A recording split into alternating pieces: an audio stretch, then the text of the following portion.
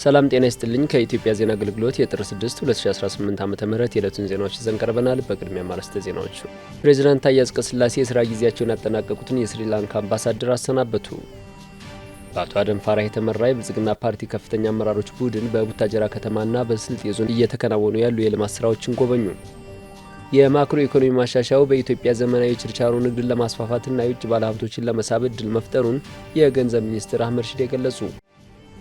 ሀገራዊ ምክክሩ በስኬት ተጠናቆ ዘላቂ ሰላምና መረጋጋት እንዲሰፍን የምናደርገውን ተሳትፎ እናጠናክራለን ሲሉ አባገዳዎች፣ የሀገር ሽማግሌዎችና ሀደ ሲንቄዎች ገለጹ። የሚሉት የዕለቱ ዋና ዋና ዜናዎች ናቸው። ዜናዎቹን በዝርዝር እንመለከታለን። ከዜናዎቹ ጋር አህመድ መሐመድ አብሬያችሁ ቆያለሁ። ፕሬዝዳንት ታዬ አጽቀሥላሴ የሥራ ጊዜያቸውን ያጠናቀቁትን በኢትዮጵያ የስሪላንካ አምባሳደር ታሻንታ ኩማራሲሪ አሰናብተዋል። ተሰናባቹ አምባሳደር ታሻንታ ኩማራሲሪ ስሪላንካና ኢትዮጵያ ጠንካራ ግንኙነት ያላቸው ሀገራት መሆናቸውን ገልጸዋል። የሁለቱ ሀገራት ዘመናዊ ግንኙነታቸው በ1972 የተመሰረተ መሆኑን ገልጸው ከዛ ጊዜ አንስቶ በፖለቲካ፣ በኢኮኖሚ፣ በባህልና በህዝብ ለህዝብ ልውውጥ ግንኙነታቸው መስፋፋቱን ተናግረዋል። በተጨማሪም ወደ ሌሎች በርካታ ዘርፎች በተለይም በኢነርጂ፣ በግብርናና በቱሪዝም ዘርፍ ማደጉን ጠቁመዋል። በኢትዮጵያ ውስጥ 200 የሚጠጉ ስሪላንካውያን እየሰሩ እንደሚገኙ ገልጸው ኢትዮጵያ ሀገራቸው ከአፍሪካ ጋር ግንኙነት ለመመስረት እንደ ስትራቴጂካዊ ቦታ የምትታይ መሆኑን ጠቁመዋል። ኢትዮጵያና ስሪላንካ ግንኙነታቸውን ለማስፋት በርካታ እድሎች መኖራቸውን ጠቁመዋል። የኢትዮጵያ አየር መንገድ ወደ ስሪላንካ ዋና ከተማ ኮሎምቦ ቀጥታ በረራ እንዲጀምር በመጠባበቅ ላይ እንደሚገኙም ተናግረዋል። ይህ በሁለቱ ሀገራት መካከል ያለውን ትስስር ለመፍጠር ትልቅ ስኬት እንደሚሆን ገልጸዋል። የንግድ ልውውጥን፣ የጭነት አገልግሎትን፣ ቱሪዝምን እንዲሁም እንደ ኢነርጂ ያሉ ሌሎች ዘርፎችንም እንደሚያስፋፋ አመላክተዋል። በተጨማሪም በግብርናና የከበሩ ድንጋዮችና ጌጣጌጥ ኢንዱስትሪ ዘርፍ ከሚመለከታቸው ተቋማት ጋር እየተሰራ መሆኑን አንስተዋል። በአቶ አደም ፋራህ የተመራ የብልጽግና ፓርቲ ከፍተኛ አመራሮች ቡድን በቡታጅራ ከተማና በስልጤ ዞን ወራቤ ከተማና አካባቢው እየተከናወኑ ያሉ የልማት ስራዎችን ጎብኝተዋል። የብልጽግና ፓርቲ ምክትል ፕሬዚዳንትና በምክትል ጠቅላይ ሚኒስትር ማዕረግ የዲሞክራሲ ስርዓት ግንባታ ማስተባበሪያ ማዕከል ኃላፊ አቶ አደም ፋራ በዚህ ወቅት እንደገለጹት ፓርቲው ለብዝሃ ዘርፍ ኢኮኖሚ በሰጠው ትኩረት በየክልሉ የዜጎች ዘርፈ ብዙ ተጠቃሚነት እየተረጋገጠ መጥቷል። በማዕከላዊ ኢትዮጵያ ክልልም የብልጽግና ፓርቲ የኢኮኖሚ የትኩረት አቅጣጫዎች በአግባቡ ተግባራዊ በመደረጋቸው ተጨባጭ ውጤት እየተመዘገበ መሆኑን ተናግረዋል። በቡታጅራ ከተማ የሚገኘው የአቮካዶ ፍራፍሬ ማባዣ ማዕከል የአረንጓዴ አሻራ ትግበራን ስኬታማ ከማድረግ በተጨማሪ የግብርናውን ዘርፍ ለማጠናከር ጉልህ አስተዋጽኦ እያበረከተ ስለመሆኑ መመልከታቸውን ገልጸዋል። የአቮካዶ ፍራፍሬ ማባዣ ማዕከሉ ችግኞችን ለሌሎች አካባቢዎችም ጭምር በስፋት የማምረትና የማሰራጨት ስራ እየሰራ እንደሚገኝም ተመልክተናል ሲሉም አክለዋል። በኢትዮጵያ ያሉ እምቅ ሀብቶችን በማልማት ጥቅም ላይ እንዲውሉ እየተደረገ መሆኑን አንስተው በወራቤና አካባቢው የተመለከቷቸው የልማት ስራዎች ለዚህ ጥሩ ማሳያ መሆናቸውን ገልጸዋል። በወራቤ ከተማ እየተሰራ የሚገኘው የኢንዱስትሪ መንደር ለበርካቶች የስራ ዕድል ከመፍጠር ባለፈ ለሀገር እድገትም ተጨማሪ አቅም ይሆናል ሲሉ ተናግረዋል። በመሆኑም በሁሉም አካባቢዎች እምቅ ሀብቶችን ለይቶ በተደመረ አቅም በማልማት ለጋራ ጥቅም የማዋል ጥረት ተጠናክሮ መቀጠል እንዳለበት አስገንዝበዋል። በከተማና በገጠር አካባቢ እየተከናወነ ያለው የኮሪደርና የወንዝ ዳርቻ ልማትም ለኑሮ ምቹና ዘመናዊ ከተሞችን የመገንባት ጥረት ማሳያ መሆኑንም አንስተዋል። ፓርቲው የኮሪደር ልማትን በገጠርና ከተማ እንዲከናወን ማድረጉን ገልጸው ይህም ለገጠርና ከተማ ልማት እኩል ትኩረት መሰጠቱን ያሳያል ብለዋል። በተለይ በማዕከላዊ ኢትዮጵያ ክልል የገጠር ኮሪደር ልማት በሞዴልነት እንደተጀመረ ያስታወሱት አቶ አደም በአሁኑ ወቅት በክልሉ የተለያዩ አካባቢዎችና በሌሎች ክልሎችም ልማቱ እየተስፋፋ መሆኑን አመልክተዋል።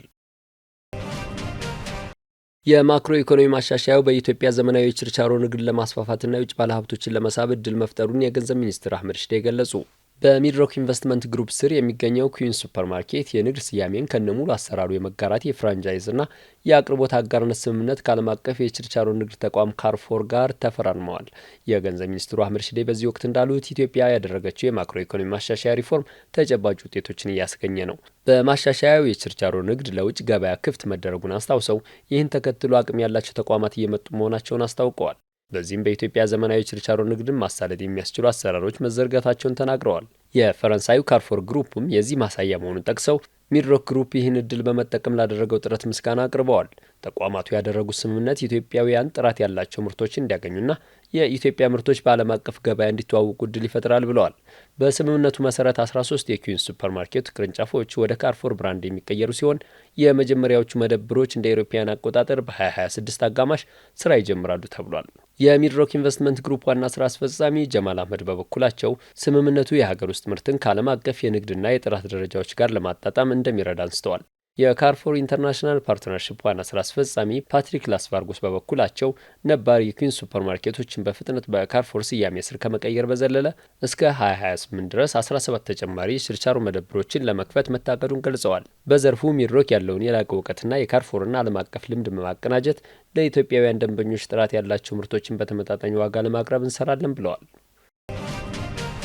ሀገራዊ ምክክሩ በስኬት ተጠናቆ ዘላቂ ሰላምና መረጋጋት እንዲሰፍን ያለንን ተሰሚነት ተጠቅመን በምክክር ሂደቱ ውስጥ የምናደርገውን ተሳትፎ እናጠናክራለን ሲሉ አባገዳዎች፣ የሀገር ሽማግሌዎችና ሀደ ሲንቄዎች ገለጹ። ኢዜአ ያነጋገራቸው በአዳማ ከተማ የሚገኙ አባገዳዎች፣ የሀገር ሽማግሌዎችና ሀደ ሲንቄዎች ሀገራዊ ምክክሩ በስኬት ተጠናቆ ዘላቂ ሰላምና መረጋጋት እንዲሰፍን ያላቸውን ተሰሚነት ተጠቅመው በምክክር ሂደቱ ውስጥ የሚወጡትን ተሳትፎ እንደሚያጠናክሩ ገልጸዋል። በአዳማ ከተማ የአባገዳ ክፍለ ከተማ ባህላዊ ፍርድ ቤት ሰብሳቢ ፈይሳ መገርሳ እንደገለጹት ሀገራዊ ምክክሩ የነበሩ ቁርሾችና ቅራኔዎችን የሚፈቱበት ሁነኛ መፍትሄ ነው። እስካሁን በተደረጉ የምክክሩ ሂደቶችም የሀገር ሽማግሌዎች፣ የሃይማኖት አባቶች፣ አባገዳዎች፣ ሀደ ሲንቄዎችና ሌሎች ባለድርሻ አካላት ተሳትፎ ሲያደርጉ መቆየታቸውን ይህንንም አጠናክረን እንቀጥላለን ብለዋል። ሌላኛው አስተያየት ሰጪ የሀገር ሽማግሌው አቶ ድሪባ ጫላ በበኩላቸው በክልል ደረጃ በአዳማ ከተማ በተካሄደው የምክክር ምዕራፍ ተሳትፎ አብሮነትና አንድነትን የሚያጠናክሩ ሀሳቦች ማንሳታቸውን ተናግረዋል። በቀጣይም የምክክር ሂደቱ እንዲሳካ እንደ ሀገር ሽማግሌ ሚናችንን እናጠናክራለን ብለዋል። በብሔራዊ ምክክሩ የሚሳተፉ አካላት ኢትዮጵያ ዘላቂ ሰላም የሰፈነባት ሀገር እንድትሆንና ሁሉንም ተጠቃሚ የሚያደርጉ ሀሳቦች ላይ ማተኮር አለባቸው ያሉት ደግሞ ሌላው የሀገር ሽማግሌ አቶ ጥላሁን ራጎ ናቸው። ሀደ ሲንቄ ብርቄ ከበደ በበኩላቸው ሀገር ሰላም ከሌላት በተለይም ሴት ልጅ ትጎዳለች፣ ወልዳ ማሳደግ ወጥቶ መግባት የሁሉም ፈተና ይሆናል ብለዋል። አሁን እየተካሄደ ያለው ሀገራዊ ምክክር ሁሉንም ተጠቃሚ የሚያደርግ መፍትሄ ይዞ የሚመጣ በመሆኑ ሁሉም ለምክክሩ ስኬታማነት የድርሻውን ማጠናከር አለበት ብለዋል። የተከበራችሁ አድማጭ ተመልካቾቻችን ለዕለቱ ያዘጋጀናቸው ዘገባዎች እነዚህ ይመስሉ ነበር። ከዜናዎቹ ጋር አህመድ መሐመድ አብሬያችሁ ቆየሁ። መልካም ጊዜ